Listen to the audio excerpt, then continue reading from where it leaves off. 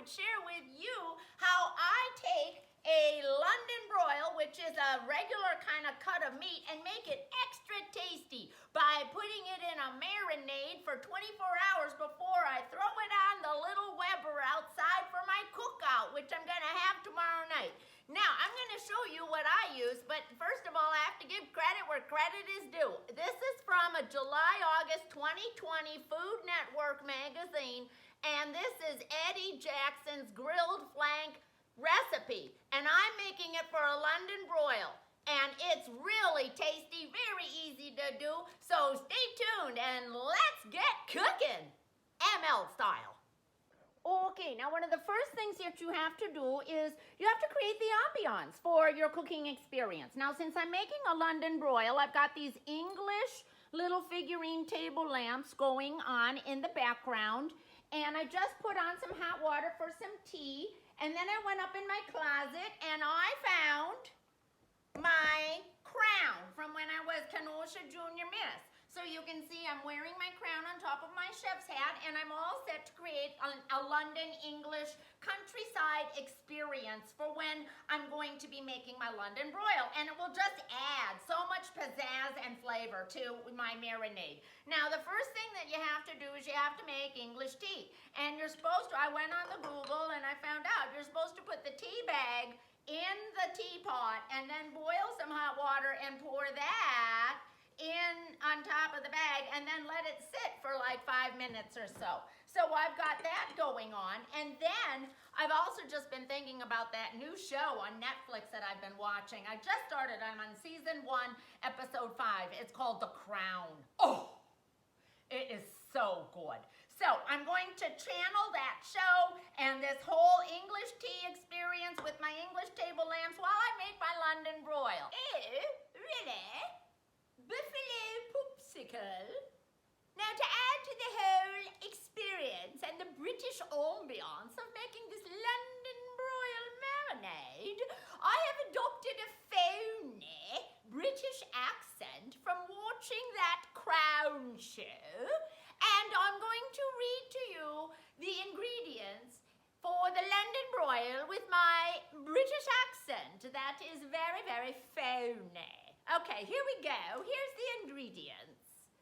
1/2 cup canola oil, 1/4 cup red wine vinegar, 1 teaspoon Dijon mustard, 1 teaspoon chopped garlic, 1 teaspoon fresh parsley, but I'm going to use cilantro because I don't have parsley. 1 teaspoon chopped fresh oregano, but I don't have fresh, so I'm going to use 1/4 teaspoon dried oregano, and 1 teaspoon chopped fresh rosemary, but I don't have fresh rosemary, so I'm going to use 1/2 teaspoon of dried rosemary, and then just a little dash of Worcestershire sauce. Let me say that again because I love saying that with a British accent. Worcestershire sauce and some salt and pepper. That's the marinade.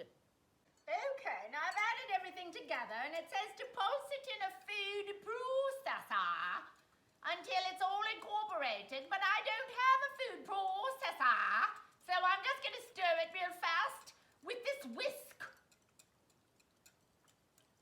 Could take a while.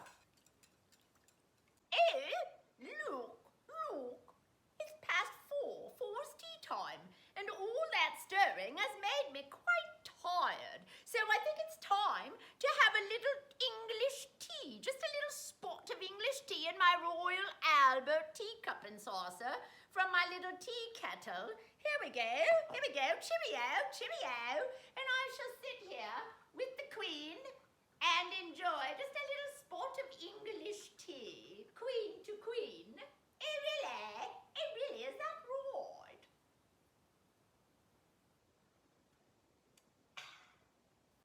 Now, I want to make sure that my baggie is secure before I put my marinade and my meat in the Ziploc baggie and put it in the refrigerator overnight. Because if there are any holes or anything, and it drips out, it will create quite a disaster. Oh, Chanel here in the marinade, all set to go into the refrigerator for overnight. And then when my little Weber is ready for grilling tomorrow, I'm going to take the meat out of the little bag and pour the marinade into a saucepan and bring it to a boil. Very important to boil it, and then let it reduce until it's thickened for a nice little savory sauce.